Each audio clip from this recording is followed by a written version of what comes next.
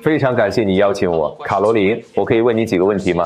首先是关于股市的问题，今天是互联网泡沫破裂25周年，现在很多美国人都非常担心经济状况，川普总统拒绝排除经济衰退的可能性，但是吕特尼克部长告诉我们不会发生经济衰退，那么白宫今天能否告诉美国人民并向他们保证不会发生经济衰退？这里面有很多内容需要深入探讨。首先，关于股市，我们今天看到的数字、昨天看到的数字，以及明天将要看到的数字，都只是某个时间点的快照。正如川普总统所说，我在这里重申川普总统和白宫的观点，我们正处于经济过渡期，我们正从前任政府，也就是乔拜登执政期间造成的混乱中转型。乔拜登给这个国家留下的是一场经济灾难。有几项数据需要指出，信用卡贷款的拖欠率在乔拜登执政期间增加了63%，达到近12年来的最高点。在乔拜登执政期间，所有新增就业机会都流向了在国外出生的美国人。在乔拜登执政期间，实际工资下降了1.5%。正如我们所知，本届政府一直在努力应对，由于乔拜登的鲁莽支出和经济政策，物价上涨了20%以上，因此我们正处于从乔拜登领导下的经济噩梦向美国制造业的黄金时代过渡的时期。拜登根本不知道自己在做什么，他一生中从未在私营部门工作过。而现在我们正是在一位商人和首席谈判代表，也就是川普总统的领导下，他将实施并正在实施我们知道有效的方案。看看川普总统第一个任期的成果，如果人们想要确定性，他们应该看看这位总统的记录，这就是为什么美国人民再次选举他回到这个职位。看看川普总统已经完成的一切，以及他的团队在短短51天内已经完成的一切。大规模的放松管制、减税，我们需要国会通过川普经济议程、川普减税政策，这将释放经济增长。总统也直接谈到了这一点。我也要指出，当你看看他在空军1号上所说的话，他说他希望美国人民的口袋里有足够的钱，多到他们甚至不知道该怎么花。这就是本届政府的意图。我们每天都在为实现这一目标而努力。关于持续决议案的第二个问题，川普总统今天对众议员托马斯·马西发起了初选挑战。众议员马西一直是政府效率部的支持者，他一直支持让美国再次健康。对于一位长期坚持原则，在众议院投票反对临时支出案的国会议员，白宫想传达什么样的信息？我认为总统已经明确表示，他认为保守派、共和党人以及所有国会议员都应该支持这项决议，以维持政府的运作。这一点至关重要。总统希望保持过去51天里所建立的势头，我们需要维持政府的运作，需要继续推进驱逐非法移民的行动。他认为所有人都应该支持这项法案，他一直积极参与这个过程，并不断致电以促成法案的最终通过。我们敦促所有共和党人和民主党人，为了美国民众的利益，阻止政府关门，做出正确的选择。关于马哈茂德·哈利勒的最后一个问题，政府是否认为必须对持有绿卡者提出指控，才有资格将其驱逐出境？事实上，卢比奥部长有权撤销马哈茂德·哈利勒的签证。我很高兴你提到了这一点。根据移民和国籍法，国务卿有权撤销对那些与美国外交政策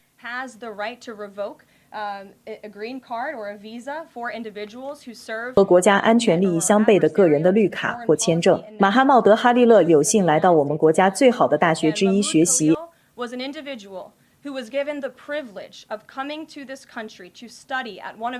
但他利用这个机会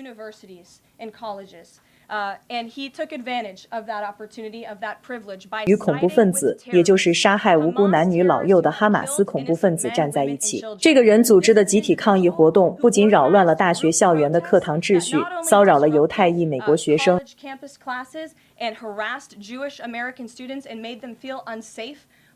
让他们在自己的大学校园里感到不安全，还散发了带有哈马斯标志的亲哈马斯宣传单。这就是这个人所从事的行为和活动。我办公桌上就有这些传单，是国土安全部提供给我的。我曾想过把它们带到这个简报室和大家分享，但我认为为了这些亲哈马斯宣传品， didn't think it was worth the dignity of this room to bring that pro-Hamas propaganda. But that's what this individual. 而降低这个房间的尊严是不值得的，但这就是这个人在哥伦比亚大学校园里散发的东西。本届政府绝不容忍有人利用在我们国家学习的特权，转而支持那些杀害美国人的亲恐怖主义组织。我们对支持恐怖分子采取零容忍政策，就是如此。彼得·杜西。谢谢你，卡罗琳。你说到琼斯指数一直在下跌，下跌，这是一个过渡期。你确定白宫里没有人做空到琼斯指数吗？ No, I don't. 我不这么认为。But is there any concern here that it's going to be harder to ask certain federal 但是 workers? 如果一些联邦雇员看到他们的退休账户每天都在缩水，是否会更难让他们退休呢？ Well, I'm glad you brought up workers because 我很高兴你提到工人，因为这正是川普总统通过他的美国优先、贸易政策和美国优先、经济议程所关注的。如果你仔细观察，有很多迹象表明可以对目前的经济形势感到乐观。美国人民、投资者、CEO、小企业主，但最重要的是工人们应该信任川普总统，因为他的关税政策，他所设想的是互惠、公平的贸易行为，让美国工人优先，不再被世界各地的外国剥削。川普总统说他今天准备买一辆特斯拉，他买了吗？ Did he buy it? And when is 他上次开车是什么时候？ That's a very good question. I have heard the president 问得好。 that he misses being able to drive. 我听总统说过， driving his own vehicle, although the beast is 他很怀念自己开车的时光。虽然他的总统专车也很棒，我可以确定的是， Now I can confirm 一辆特斯拉正在运往白宫的路上。也许今天晚些时候，媒体朋友们有机会见证这个激动人心的时刻。 Tesla 特斯拉现在正在运来的路上，我们看看总统在查看后是否喜欢。所以他们正把一辆特斯拉开过来给他看，如果他喜欢，他就会买下来。 he's intent on 他肯定会买一辆。今天下午晚些时候运到这里的时候，他会看看。是的，全价购买。好的，下一个问题。 market price. Kelly. Can we talk about Canada? 关于加拿大，我们能谈谈吗？ Trump having a conversation. 川普总统和加拿大新首相马克卡尼的对话进行到什么程度了？我们看到总统用州长来称呼特鲁多， Also go to Mr. 以后他也会用这个称呼卡尼先生吗？ Decision to increase 提高关税的决定是基于他所看到的具体经济指标吗？还是说这只是心血来潮？您会如何描述他对加拿大的反应？ The president has not yet spoken. 总统目前还没有和卡尼先生通过话， Not since I checked. with 至少在我刚才查的时候还没有填。 But certainly his phone is. 当然，他的电话随时为想和他通话的领导人开通。 As for the tariffs. 至于关税，总统已经通过声明清楚地表明了他的立场。这是一份由于我们看到加拿大安大略省言论升级而做出的报复性声明。 Rhetoric that we've seen out of Ontario. 总统看到省长道格福特发表了极其恶劣和具有侮辱性的言论，威胁要切断美国人民和辛勤工作的美国民众的电力供应，他发出了这样的威胁。 American families. He made 总统看到了这一点，有义务和责任做出相应回应， responsibility, to respond 并代表美国人民的利益，因此他决定增加25%的关税。 people, so he has made the decision. 所以现在钢铁和铝的关税将于明天生效， Aluminum tariffs will 税率将达到50%。我们的钢铁业和铝业实际上对这些关税表示赞赏， have actually applauded these tariffs. 因为他们知道这会促进他们在美国的产业发展， It's going to allow them to 这将使他们能够出口更多在美国本土由美国工人生产的钢铁。 egregious and insulting are your 你提到过分和侮辱，但这也是许多加拿大领导人对川普总统针对加拿大所采取行动的评价。你认为和卡尼先生通话的时间表是什么？因为通常情况下，当盟友出现新的领导人时，在任总统会很快与他们对话。 Well, the president is 川普总统再次回应的是这一事实。 that Canada 加拿大几十年来一直在占美国和辛勤工作的美国人民的便宜。 for decades. 如果你看看加拿大人一直在对美国人民和我们的工人征收的各种关税， On the American 那是极其过分的。事实上，我这里有一张方便的图表，它不仅显示了加拿大，还显示了各种关税的比率。 but the rate of 既然你提到了加拿大，看看加拿大，美国奶酪和黄油的关税接近300%。 100%. 看看印度，对美国酒精征收150%的关税， tariff on American 你认为这有帮助吗？ that's helping. 肯塔基波旁威士忌能出口到印度吗？我不这么认为。 tariff on 对来自印度的农产品征收100%的关税，看看日本，对大米征收700%的关税。川普总统相信对等原则，现在终于有一位真正为美国企业和工人利益着想的总统了。而他最终所要求的只是公平和平衡的贸易行为。不幸的是，在过去的几十年里，加拿大根本没有公平地对待我们。给那位穿紫色衣服的女士，因为我看到你对之前的回答做了个鬼脸，所以请问你有什么问题？实际上，我有几个问题在大学校园和其他地方。亲巴勒斯坦抗议活动的核心是要求结束加沙战争，而这实际上是本届政府支持并追求的目标。那么，为什么这一点没有被承认或强调呢？因为这些大学和这些抗议活动再次散布了哈马斯的宣传信息，散发的传单呼吁暴力。散发的传单上有哈马斯的标志。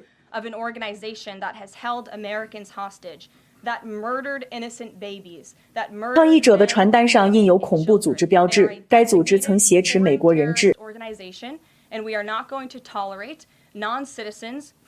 残杀无辜婴儿，杀害男女老少，他们是被认定的外国恐怖组织。我们绝不容忍非美国公民或持签证的外国人参与此类行为。与恐怖分子为伍，国务部长有权撤销任何支持恐怖分子的人的绿卡或签证。实际上，这里写得很清楚，有合理的理由相信，这些人在美国的出现或活动可能会对美国造成严重的负面外交政策影响。我认为，支持哈马斯就清楚地表明了这一点。卢比奥部长行使了这一权利，我们完全相信，我们将按照川普总统昨天声明中预告的那样，继续进行更多逮捕行动。艾德，请说，谢谢。谢谢。那么，政府和加拿大之间是否正在就关税问题进行对话？因为安大略省省长表示，下一步将是切断对美国的电力供应。总统在看到这些言论后发表了一份声明，表示如果加拿大考虑切断美国及其公民的电力供应，将会面临严重的后果。总统还决心确保我们依赖的是美国的电力，而不是包括盟友加拿大在内的其他国家的电力生产。至于对话方面，总统的团队，特别是鲁特尼克部长，与加拿大方面一直保持着联系。那么，在经历了本周市场的情况后，你们要如何向美国民众宣传从长远来看，关税政策是有益的呢？好的，让我们思考一下关税政策从长远来看会对我们国家产生什么影响。我们中的许多人可能在小城镇长大，至少我是的。而且我知道我小镇上的主街看起来比几十年前我出生之前的样子要糟糕得多，至少我的父母和祖父母是这么告诉我的。我知道很多美国人也有同感。总统对这个国家的设想是，美国要成为一个制造业超级大国，拥有由美国人拥有的美国工厂和企业，生产出口到世界各地的商品，这些收入将留在这里，这将提高我们这个伟大国家人民的工资，它将确保我们的国家安全，并将提高美国人民的士气，再次拥有蓬勃发展的产业。想想密歇根州的底特律，想想我提到的北卡罗来纳州，那里曾经有一个蓬勃发展的家具产业，但由于过去几届政府的全球贸易政策，这个产业已经不复存在了。美国人民给了总统一个巨大的机会来恢复美国的伟大，恢复我们的制造业优势，而他正打算这样做。谢谢你，卡罗琳。我有2个问题。首先，关于临时预算决议案，你们在屏幕上展示了总统给共和党人发出的支持这项决议的讯息，有向民主党人进行沟通吗？因为从本财政年度开始，我们看到的是，为了获得决议通过，你们需要2党的支持和妥协。目前，我们专注于众议院和众议院的共和党人，因为正如你所知，这是第一步。因此，川普总统已经与众议院的共和党人进行了沟通，争取他们的投票，让他们投赞成票。据我所知，到目前为止，今天上午的进展非常顺利。所以，再次强调，川普总统正在鼓励共和党人，也鼓励所有国会议员投票，继续为政府提供资金，以便我们能够继续为选举川普总统的美国人民服务。关于金融市场，我们昨天看到了下跌点，今天也看到了。似乎大家对总统政策的解读是，他们对他的贸易关税政策没有信心。对总统周末在福克斯新闻上说的，他没有排除经济衰退的可能性，也缺乏信心。您如何解读过去1周半金融市场的下跌？我认为实际上有很多理由可以感到自信，而且很多人也确实感到自信。看看川普总统获得的近2万亿美元的私人投资，看看苹果公司 CEO 的评论。苹果是世界上最大的公司之一，他说他对who said that he is bullish on the future of American innovation under the leadership of 在川普总统领导下的美国创新前景感到乐观。看看 CEO 的信心，根据世界大型企业联合会的 CEO 信心指数，在2025年第1季度，在本届总统的领导下，该指数跃升至3年来的最高水平，从谨慎乐观转为充满信心的乐观。如果你再次看看来自世界上最大的公司约2万亿美元的投资，看看上周5的就业报告，正如我在开幕词中引用的那样，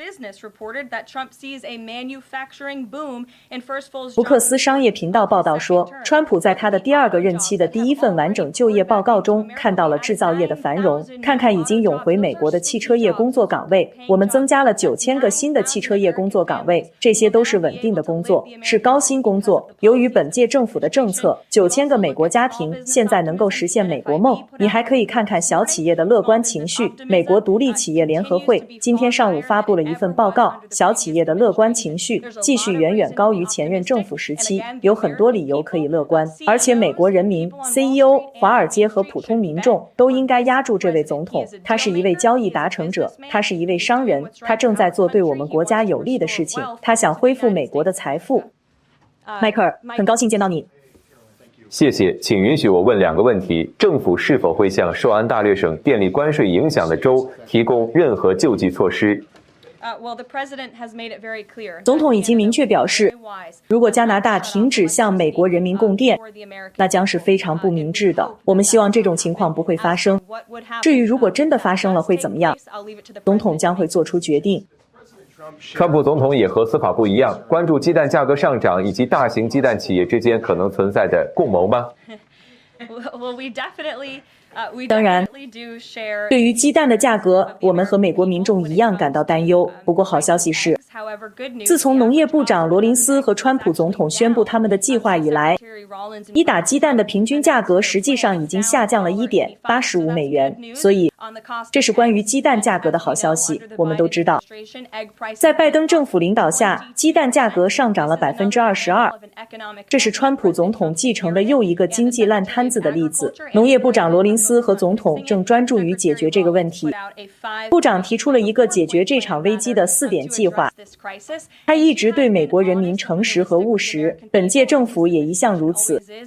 大约需要3到6个月的时间才能使鸡蛋供应恢复到应有的水平，但他很专注。本届政府也每天都在努力做到这一点。谢谢卡罗琳。回到市场的问题，您说我们本周在华尔街看到的只是一个瞬间的缩影，但总统是否认为他对本周股市的动荡不有任何责任？总统坚定不移地致力于恢复美国的制造业和全球主导地位。我认为今天上午他的新声明以及明天将对钢铁和铝征收的关税都再次强调了这一点。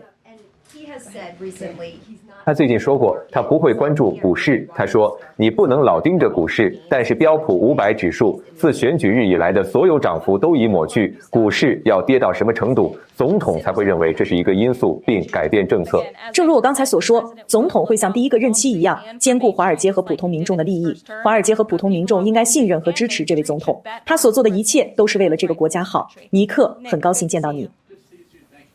谢谢你。卡罗琳，那么总统是否准备像对众议员马西那样向其他共和党议员施压，以支持这项临时预算决议呢？正如我所说，他非常积极地参与到这个过程中，他一直在给国会山的议员们打电话，而且我认为他对议员马西的评论已经很能说明问题了。如果总统愿意，他会发布补充声明，但他完全希望所有众议院的共和党人都投票支持这项决议。作为后续，我们是否可以开始预计总统会更多地参与到即将到来的2026年选举中，就像我们今天早上看到的那样？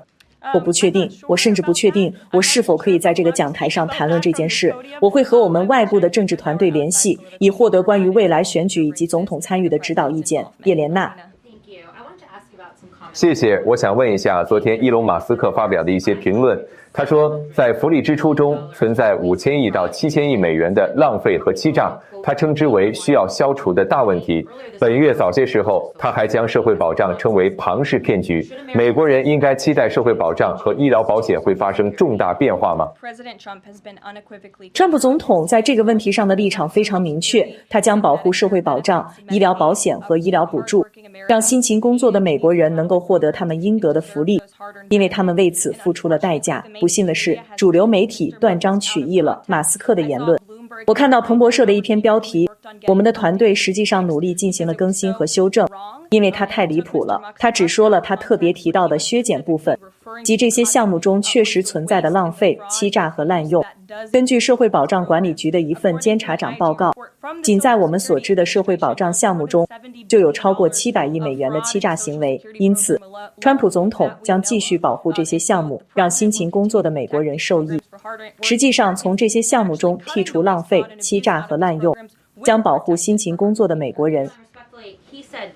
恕我直言，他说的是大约5000亿到7000亿美元，没有任何证据可以证明这一点。而且，如果真是这样，那将超过社保去年支出的1/3，或者相当于社保和医保总支出的20%。再说一遍，如果你……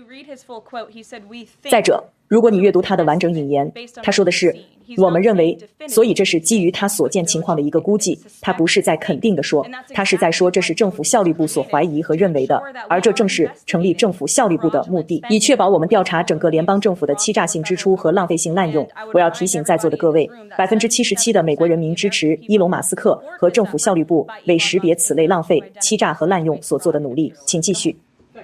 You're welcome. 谢谢你，卡罗琳。我们能不能先退一步想一下，川普总统上次在竞选期间对商业圆桌会议发表讲话时，他大力推动的是减税政策，而他今天到那里却提出了以关税形式增税的建议。我很好奇，他没有这么做，但他为什么要优先考虑关税而不是减税呢？他实际上并没有实施增税，关税是对外国的增税，而这些国家一直在占我们的便宜。关税是给美国人民的减税，总统是减税的坚定倡导者。正如你所知，他竞选时承诺不对小费征税，不对加班费征税，不对社会保障福利金征税。他致力于这3件事，并期望国会今年晚些时候通过这些法案。不好意思，你交过关税吗？因为我交过。关税不是向外国公司收取的，而是向进口商收取的。最终，当我们拥有公平和平衡的贸易时，正如我一开始所说，这是美国人民几十年未曾见过的 T， 收入会留在这里，工资会上涨，我们的国家会再次变得富裕。我认为你试图试探我对经济学和总统决策的了解，这是一种侮辱。现在把问题交给美联社，玛丽，请提问。第一个问题是关于俄罗斯和乌克兰的。我知道特使惠特科夫昨天说，泽连斯基在给川普的信中道歉了。您能否分享更多关于这封信的内容，以及我们可能不知道的有趣内容？是的，正如你所说，总统曾在对国会的联合讲话中提到过那封信。我这里有个最新消息，正如你们所知，国务部长卢比奥和我们的国家安全顾问麦克沃尔兹今天一直在沙特与乌克兰人谈判，他们很快将提供关于这次会议的完整报告。但我可以向你在座的各位以及美国人民保证，我们今天从会议中收到的消息以及总统听取的简报都是积极的，这次会议富有成效。我将让国务部长卢比奥和我们的国家安全顾问在会议结束后准备好时再详细说明今天发生的事情。林赛，请提问。我说的是哥伦比亚大学抗议头领马哈茂德·哈利勒总统说过，这只是众多逮捕行动中的第一次。那么政府对计划进行的类似逮捕行动的数量有没有一个大致的估计？我没有一个大概的估计，但我知道根据非常可靠的情报，国土安全部在总统行政命令的指示下已经明确表示，参与反美、反犹太、支持哈马斯的抗议活动是不能容忍的。自从总统签署了行政命令，自从 Nolan 部长在国土安全部宣誓就职以来，他们一直在利用情报来识别我们国家大学校园里参与此类行为和活动，特别是非法活动的人，所以我不知道会有多少人被捕，但我知道国土安全部正在积极开展这项工作，而且我也知道哥伦比亚大学已经收到了其他参与支持哈马斯活动的人的名单，但他们拒绝帮助国土安全部识别校园里的这些人。正如总统昨天在他的声明中强烈表示的那样，他不会容忍这一点。我们希望美国所有的大学都能遵守本届政府的政策。Jasmine。关于加拿大在所有这些增加关税或停止供电的威胁之后，我想知道本届政府是否仍然认为加拿大是美国亲密的盟友。我认为加拿大是我们的邻居，是合作伙伴，也一直是盟友。也许他们现在正在变成竞争对手，但正如总统今天在他的真相社媒帖子中指出的那样，他认为如果加拿大成为美国的第51个州，加拿大人将会受益匪浅。我实际上查阅了一些关于加拿大生活成本的研究，发现加拿大的生活成本比美国高得多。在加拿大，房屋的平均成本要高得多。在魁北克省，税率更高，年收入15万美元或以上的最高税率为 53.3%。加拿大人超过一半的收入都被征税了。因此，总统已经明确表示，他认为如果加拿大成为美国的第51个州，加拿大人在经济上和军事上都会得到更好的发展。1周前，电司法部长邦迪表示，有一卡车的爱泼斯坦文件已经从纽约南区联邦检察官办公室送到了他的办公室。我们什么时候可以期待这些文件向公众发布？我建议你去问司法部，我这里没有时间表。还有肯尼迪遇刺案的档案。我现在没有更多信息，我建议你去问我们的国家情报总监加巴德，还有司法部。我知道他们正在努力处理此事，正如总统要求他们做的那样。克里斯蒂安。谢谢，卡罗琳。关于建立外部税收服务机构来向外国征收税款，有什么最新进展吗？首先，我们需要互惠关税生效。你们知道，总统将在4月2日推出这些关税。下一步是收取关税收入，最终建立外部税收服务机构。吕特尼克部长正为此努力工作，而且非常积极。你们可能已经从他的媒体采访中注意到了。总统会通过行政命令来做这件事，还是需要立法？总统已经签署了一项行政命令，指示商务部长成立外部收入署，或者至少确定成立该署的途径。关于更多细节，请咨询商务部。谢谢你，卡罗琳。我有几个关于韩国和朝鲜的问题。首先，正如你所知，韩国总统尹锡悦已经从非法拘留中获释。作为盟友，美国对此有何反应？尹锡悦总统回来后，是否有可能与川普总统举行峰会？第二个问题是关于朝鲜的。昨天，朝鲜向西海岸发射了几枚弹道导弹。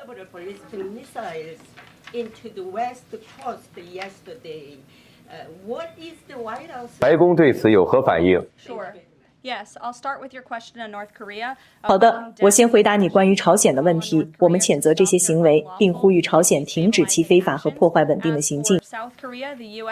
至于韩国，美国与韩国的联盟坚如磐石。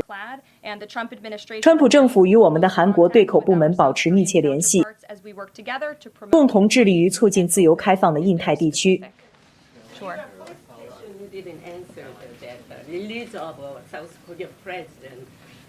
关于韩国总统获释一事，你有什么回应吗？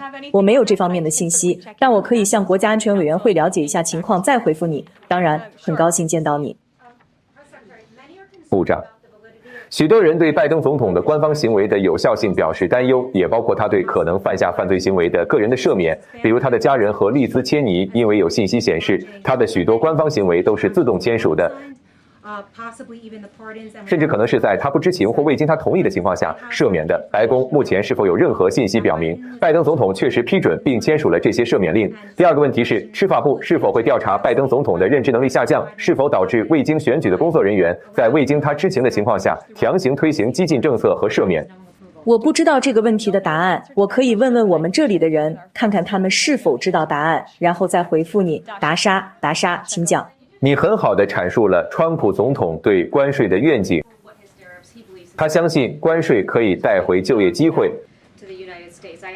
关于美国，我上周问过你，美国人可能需要为一些短期阵痛做好多少准备。我和川普总统以及财政部长斯科特·贝塞特与民众进行过一次对话。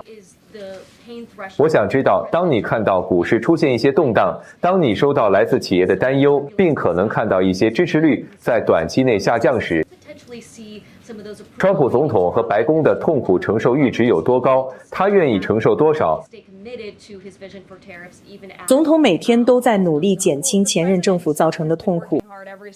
他通过大规模放松管制，通过我们所说的拼命钻探，来释放我们能源工业的威力。我们知道这将最终降低国内消费者的成本，而且正如我所提到的，总统打算为美国人民签署减税法案，以便将更多的钱放回他们的口袋。这将最终提升消费者的信心。我再次用通俗易懂的语言重申总统的话，这也是他最擅长的。总统希望美国人民的口袋里有更多的钱，多到他们不知道该怎么花。这是本届政府的目标，通过关税、减税、放松管制，以及释放我们能源工业的潜力来实现。在结束之前，我还有2个简短的说明。4月28日，我可以确认费城老鹰队将来到白宫庆祝他们超级碗的胜利。我知道有很多关于有没有发出邀请函的假新闻，我们想要纠正这个记录。我们发出了邀请，他们欣然接受了。你们将在4月28日在这里看到他们。最后，在一个令人悲伤的消息上，我想向福克斯新闻和整个福克斯家庭表示慰问。他们失去了一位摄影师克雷格·萨维奇，他最近去世了，享年61岁。这是一场非常悲惨的死亡。他是一位伟大的人，多年来一直在这里工作，因此整个新闻办公室、这里的通讯办公室都想向他的家人以及福克斯新闻表示慰问。待会见。也许今天下午晚些时候，你们会看到总统乘坐特斯拉。祝你们愉快。谢谢。